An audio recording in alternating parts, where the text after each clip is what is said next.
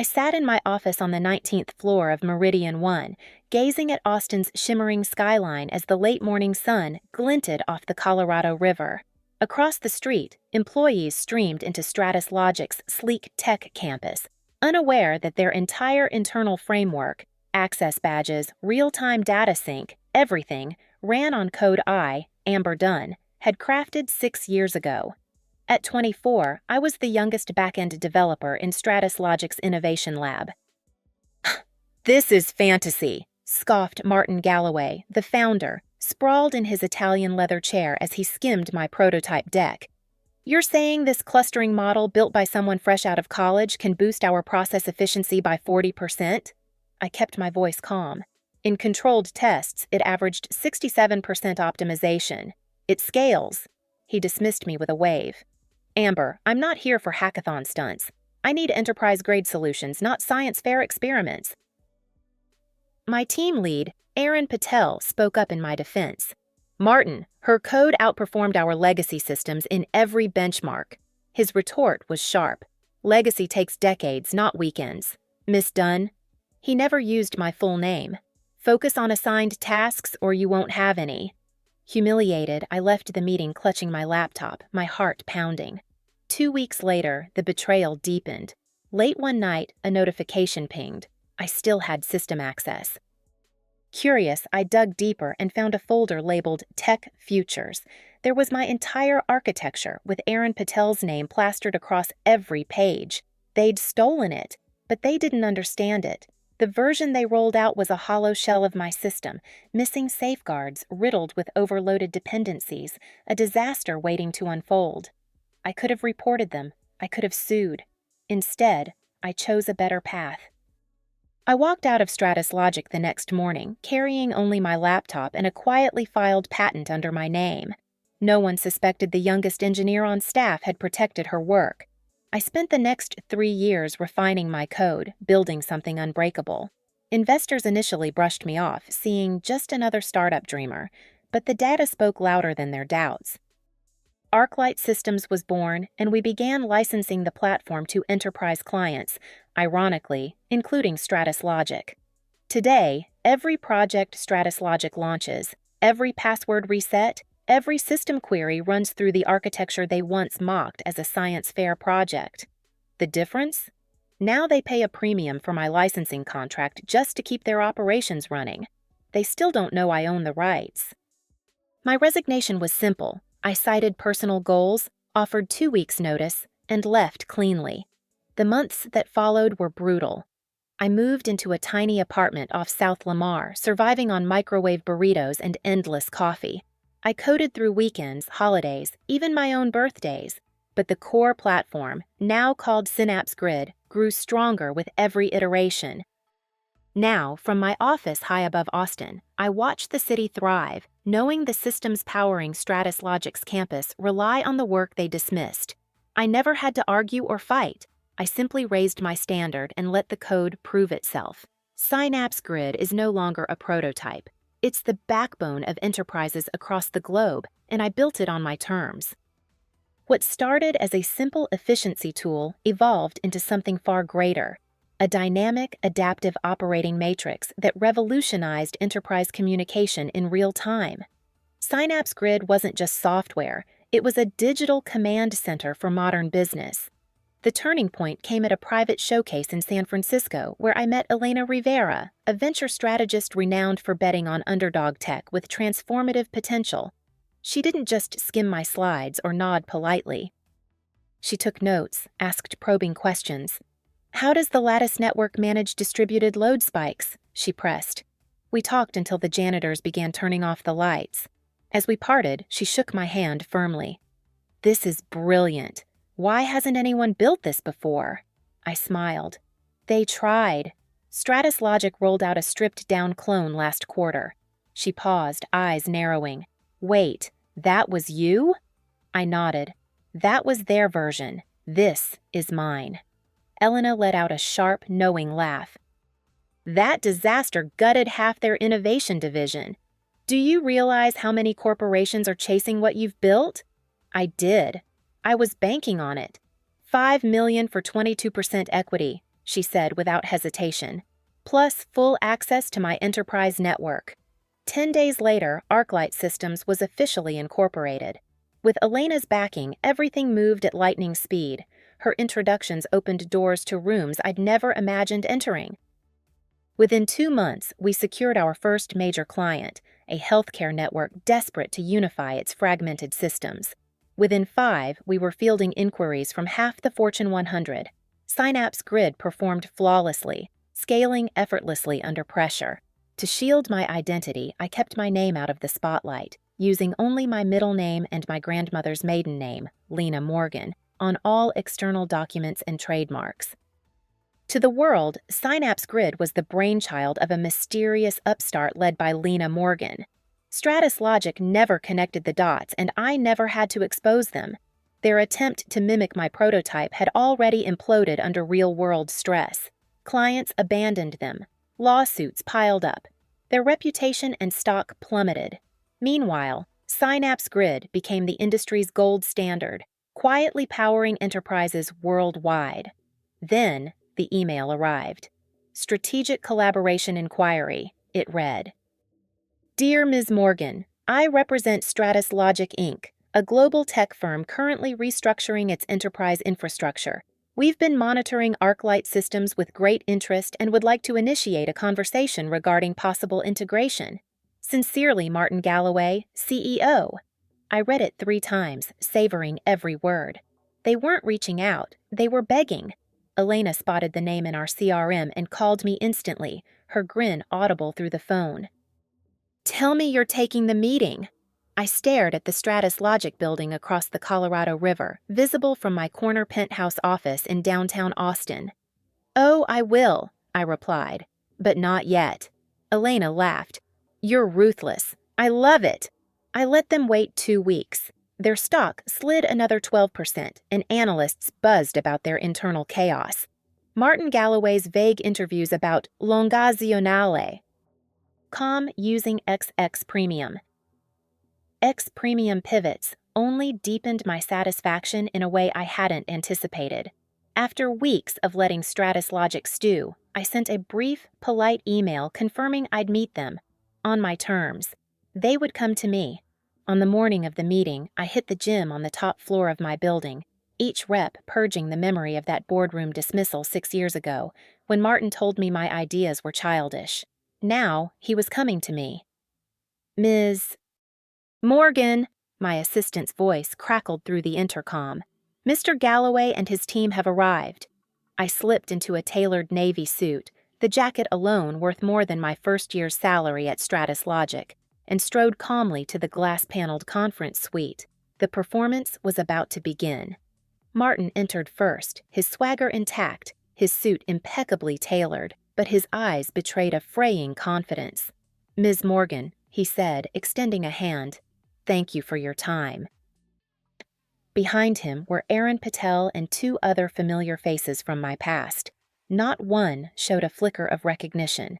6 years, a new name, and visible success had erased me from their memory. Please, I said, gesturing to the seats. I took my place at the head of the table, slow and deliberate, letting them wait, letting them wonder. Let's be direct, Martin began, hands clasped. We need modernization. Synapse Grid's reputation speaks for itself.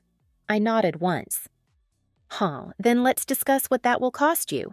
Martin launched into a polished pitch, brimming with buzzwords. Predictive modeling, scalable architecture, cross-platform neural mapping. It was smooth but hollow, like he was reciting a script he didn't fully grasp. Aaron Patel nodded along, clearly the one who'd coached him. Impressive vocabulary, I said coolly when he finished. But I couldn't help noticing you skipped over your company's last modernization effort. The room grew tense. Martin's smile faltered. That project was mishandled, he said tightly. We received poor recommendations. Aaron stared at her notes, suddenly engrossed in her stylus. Poor recommendations? I tapped my iPad, pulling up a document.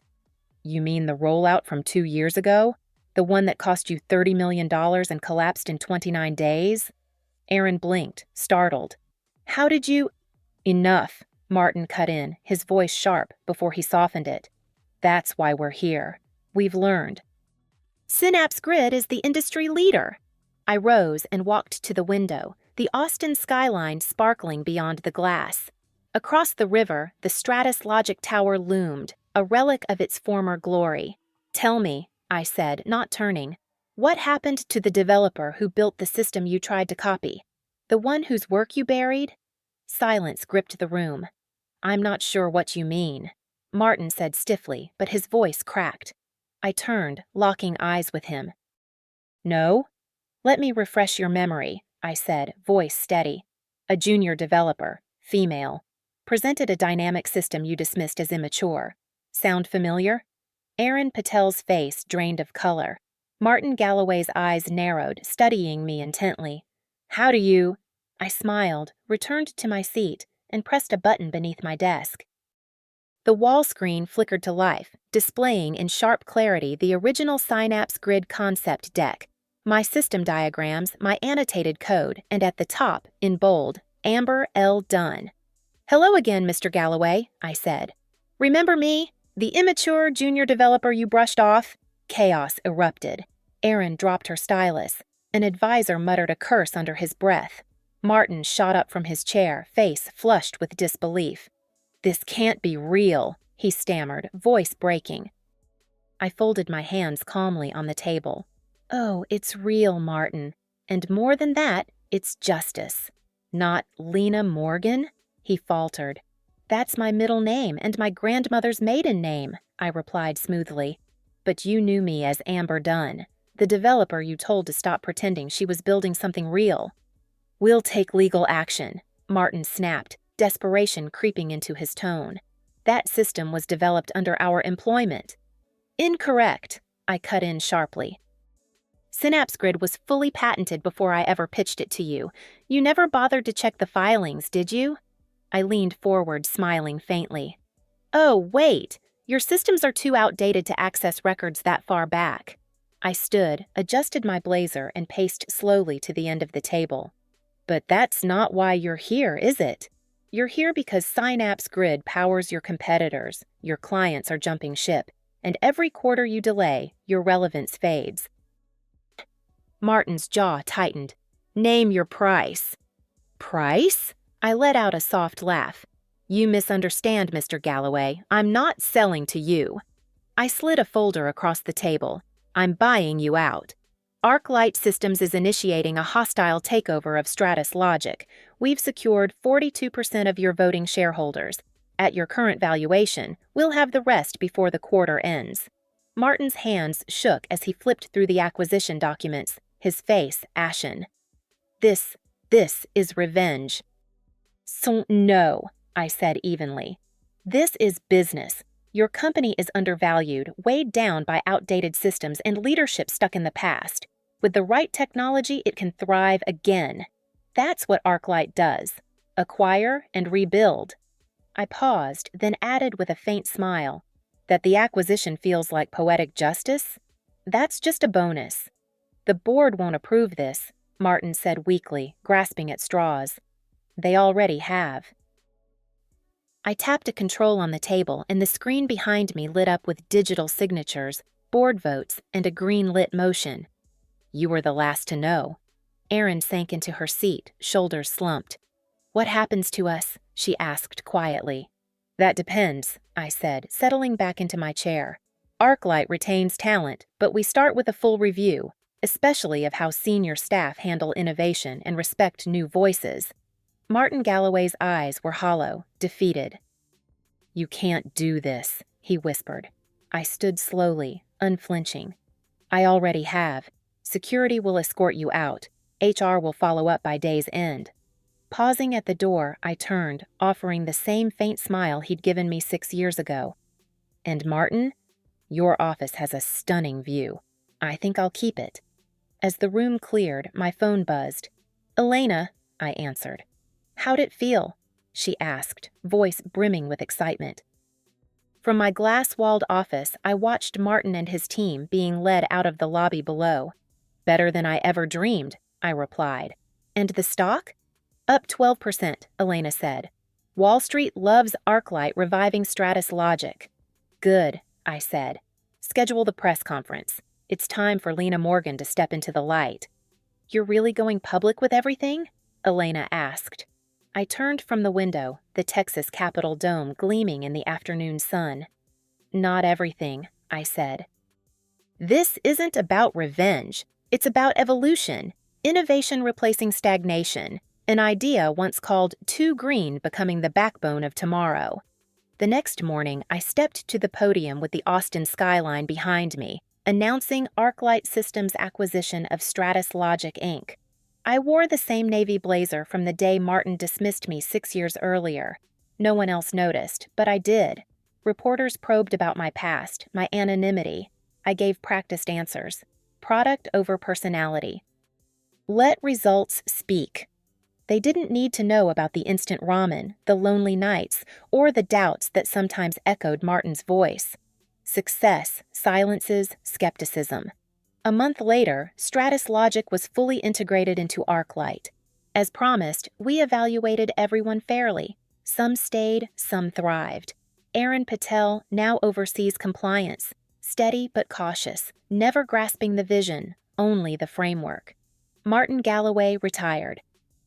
His old corner office? It's my secondary workspace, a symbolic reminder that no idea is small in the right hands. On quiet nights, I revisit the original Synapse Grid proposal, the diagrams, the logic threads they scoffed at. They don't evoke rejection anymore. They remind me why I began. Today, the Stratus Logic building stands, but it bears the ArcLight Systems logo. Thousands log into a platform built by a woman they once ignored. In the inner pocket of my old blazer, I keep a folded page, my resignation letter from 6 years ago. On the back, in faded, trembling handwriting, are the words, "Remember this moment." It's not the end, and it wasn't. It was the beginning. If you've followed my story, thank you. Not just for listening, but for seeing me. I once thought staying quiet was survival, that shrinking myself might earn a seat at someone else's table. But through sleepless nights and closed doors, I learned you can't grow in places that dim your light. They called me naive, arrogant, untested. Yet every rejection, every dismissed idea forged the version of me who now owns the table and the building it stands in. If you've ever been underestimated, I want to hear your story. Share the moment they said you weren't ready and how you proved them wrong, or how you will. This isn't just my story, it's yours too.